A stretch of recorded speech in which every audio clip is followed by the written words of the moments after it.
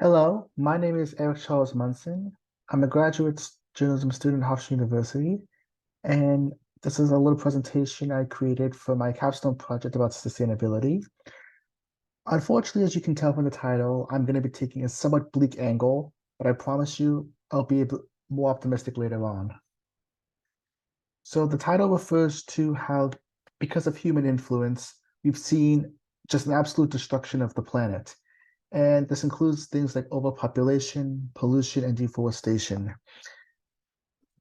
Overpopulation is one of the big ones because, as the British economist Thomas Robert Malthus told us with his population theory, there will come a point when the natural population growth will exceed all the available agricultural resources and lead to famine. The Earth currently has about 8 billion people, and that number is steadily increasing. And the scariest part about that is because humans are a very erratic species, we reproduce and consume resources so irregularly that it makes calculating an upper threshold very difficult. Pollution is also one of the biggest problems we have because the world's going increasingly more urban and humans are constantly contributing to air, land, and water pollution from all this rapid development. Chemicals and garbage are just some of the many things, some of the many factors. And third is deforestation. Forests provide biodiversity, water, and food production.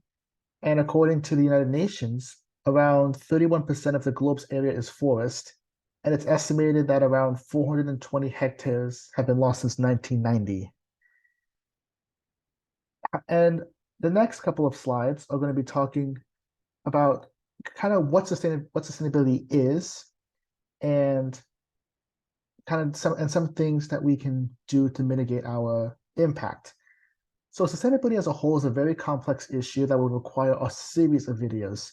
But really what it boils down to is finding and maintaining an ecological balance and avoiding the depletion of natural resources.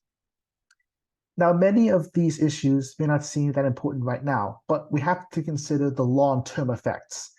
Like even if our generation doesn't suffer from these problems, our descendants and all the future generations will.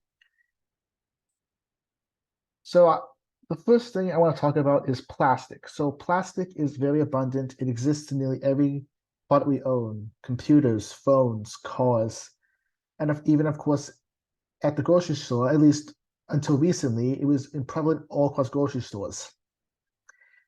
And plastics are contributing to a lot of plastic pollution. Like if you're aware of microplastics, part of that has to do with the fact that only around, at least according to the OECD, the Organization for Economic Cooperation and Development, only around 9% of plastic waste is recycled properly.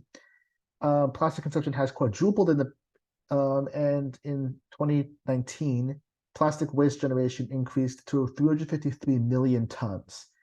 And when all that ends up in the atmosphere and into the water supply, it leads to microplastics. And you don't consider it.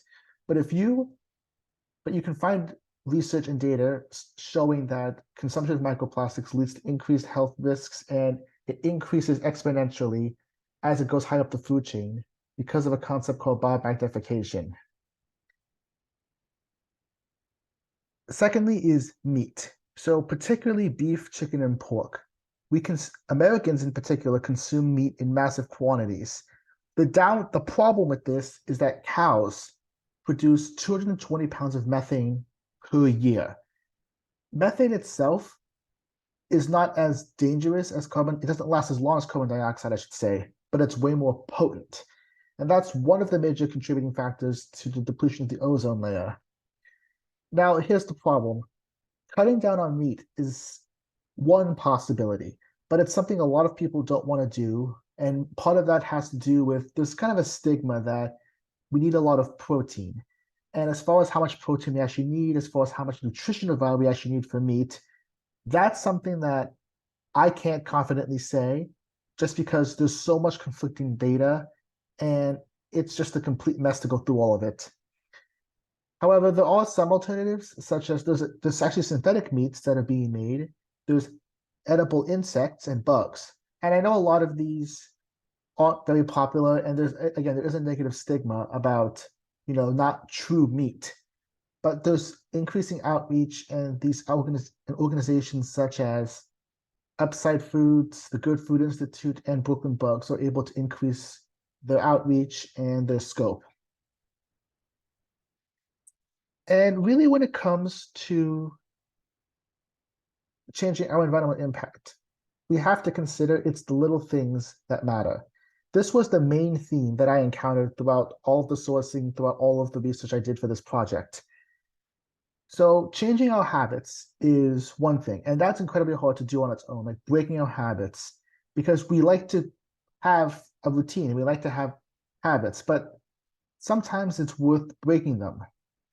And these little things can be buying more eco-friendly products. Like just consider all of the stuff that you buy on a daily basis that's plastic or may not be sustainable or eco-friendly. Consider changing those products out. In fact, I've actually done something like that myself. So the photo on the left is a Lock water bottle, which is a self-cleaning water bottle. This product was made famous on Shark Tank. And part of what makes it so interesting is that it's got UV cleaning capabilities in the cap.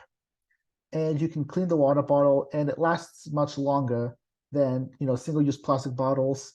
And even with like regular thermoses, which you have to constantly clean, the fact that it cleans itself is much more convenient than needing to constantly have to either replace plastic bottles or clean out your regular thermos. And on the right are some bamboo toothbrushes I bought from Simple Good, which is a sustainable goods store based in Port Jefferson, New York. They also appear later on in this project. And the main idea is that to cut down on plastic waste, you can use products like bamboo, which are biodegradable and compost much easier. And having used these brushes myself, they actually don't feel too much different than using a regular toothbrush. Obviously, the material is different, but it's something you can get used to. Overall, sustainability is not something that we can feasibly do overnight. And zero waste is impossible to attain. There's always going to be plastic, and it's going to be a necessary component of a lot of things that we need. And I know that breaking habits is hard, but we have to take it one step at a time. We have to consider the things that would be possible. We have to consider the things that we can do to change our carbon footprint, whether it be again buying sustainable products, taking public transportation more often, investing in renewable energy or solar panels. Those little things can really have a massive impact. And that was the kind of the main theme I discovered throughout this project, which was sustainability is not something we can do overnight, but the little changes are what matter. And I want you to think about the things that you do in your own life and think about the things you can do to limit your own environmental waste. Thank you for your time, and that's it.